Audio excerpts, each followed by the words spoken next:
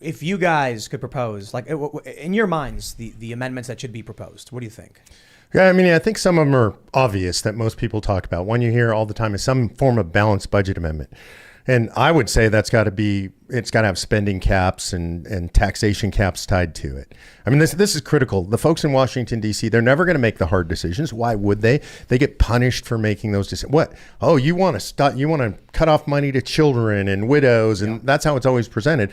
So you put in a structure that forces them to make the hard decisions. I think that's a no-brainer.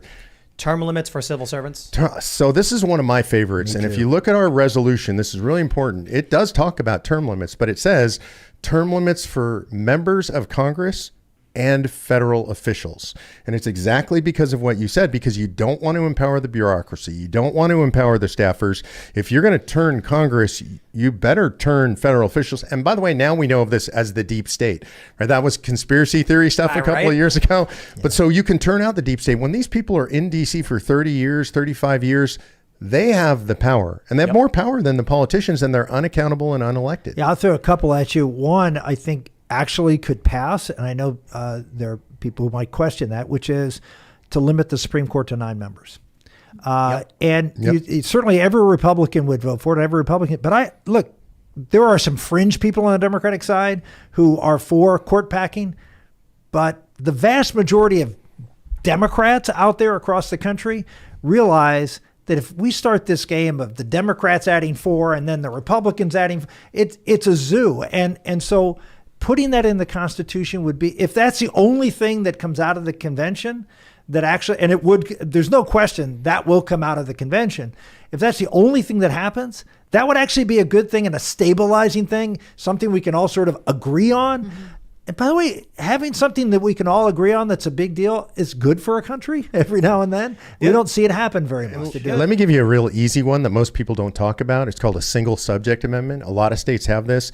And people are furious. You get these omnibus bills. They're 2,000 pages. That no one has read. No one could read them, to be realistic. And honestly, if you've ever tried, what you would find is there's so many references to other statutes and portions of nobody can understand them, right? Yeah. So a single subject amendment says one thing per bill. And the American people, if you ask them, it's 99% of the American people would say, yeah, absolutely, we can ratify that easily. Yeah.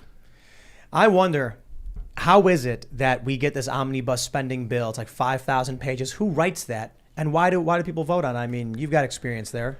Well, every year the Congress is supposed to pass 13 bills to spend the money. And what happens is that takes a lot of time, and it takes a lot of time on the floor of the House and Senate, and they don't want to spend all the time talking about those things. So in the end, they put it up all into one bill. It's called an Omnibus Bill because they didn't pass all the 13. They may have passed 2 or 3 of them. But there's like random weird stuff thrown in these things.